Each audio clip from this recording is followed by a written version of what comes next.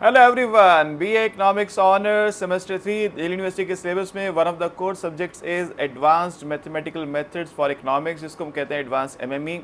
And today I am going to give you a brief introduction of the syllabus of advance MME for the year 2026।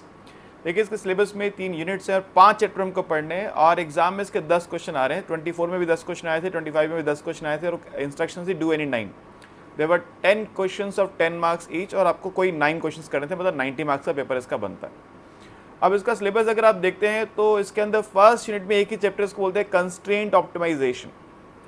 जैसे subject का नाम है advance mathematical methods, तो ये थोड़ा सा एडवांस लेवल है, आपने मैक्सिमा मिनिमा पढ़ा है। अब यहाँ पे रिस्ट्रिक्शंस के अंदर हमको ऑप्टिमाइज करना है, रिस्ट्रिक्शन के अंदर मैक्सिमाइज मिनिमाइज करना है। इसके अंदर इसके लिए हम यूज़ करते हैं लैग्रांज मल्टीप्लायर मेथड। उसकी बहुत सारी इकोनॉमिक एप्लीकेशंस हैं, cost minimisation, output maximisation, profit maximisation.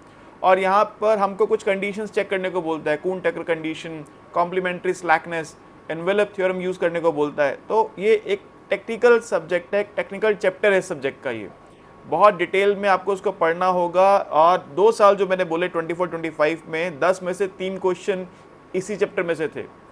और ये मैं कह सकता हूँ आपको सबसे ज़्यादा मेहनत इसी चैप्टर में लगने वाली है। ठीक है, सेकंड चैप्टर इसके बाद आता है हमारे पास लीनियर प्रोग्रामिंग। हायरार्की में ये भी सेकंड नंबर पर ही है। जितना आपको एफर्ट फर्स्ट चैप्टर में लगा उससे स्लाइटली कम लगेगा। यहाँ पे आपको फॉर्मुलेशन सीखनी चाहिए, यहाँ पे आपको ग्राफिकल मेथड से सॉल्यूशन सीखना चाहिए। और इसमें बहुत सारी कंडीशंस है यहाँ पर भी, जो मैंने जिसमें बताया वहाँ पर कून-टकर कंडीशन यहाँ पर भी है। तो इसमें भी थोड़ा सा एफर्ट लगेगा। ये सब्जेक्ट, ये चैप्टर भी थोड़ा सा आपको टाइम लेकर इसमें आपको एफर्ट डालना पड़ेगा। इसके बाद जो थर्ड, ये सेकंड यूनिट का था, थर्ड यूनिट में 3 चैप्टर हैं, वो तीनों आसान है। पहला चैप्टर इंटीग्रेशन। स्कूल में जब पढ़ते थे इंटीग्रेशन आपको लगता था मुश्किल, यहाँ पे सबसे आसान तो नहीं लेकिन one of the easiest topic integration. इसमें आपको इंटीग्रेशन आनी चाहिए, डेफिनेट इंटीग्रेशन आनी चाहिए, एरिया अंडर द कर्व आना चाहिए और बहुत सारी इकोनॉमिक एप्लीकेशन हमको पढ़नी होंगी। इसके बाद इसमें थर्ड यूनिट का सेकंड चैप्टर और सिलेबस का फोर्थ चैप्टर डिफरेंस इक्वेशन है। ये एकदम नया चैप्टर है, एकदम नया, पहले आपने बिल्कुल नहीं पढ़ा हुआ। और ये सबसे आसान टॉपिक यही है सिलेबस का, सबसे आसान। बस इसमें एक बात ध्यान रखिएगा, इकोनॉमिक एप्लीकेशन जो आएंगी उनको बहुत फोकस होकर पढ़ना पड़ेगा आपको, अदरवाइज इसमें ऐसा कुछ नहीं है जो आपको परेशान करे। टॉपिक आसान है।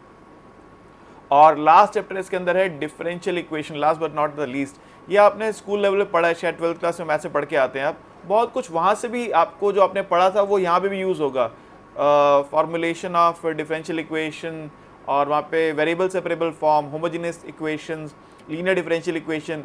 उसके अलावा और बहुत कुछ यहाँ पे नया भी है, इकोनॉमिक एप्लीकेशंस भी हैं। लेकिन मैंने स्कूल का जिक्र इसलिए किया कि जो हम पढ़कर आते हैं उनमें से भी टॉपिक्स जो थे, जो मैंने नाम लिए अभी, उनके भी क्वेश्चन कई बार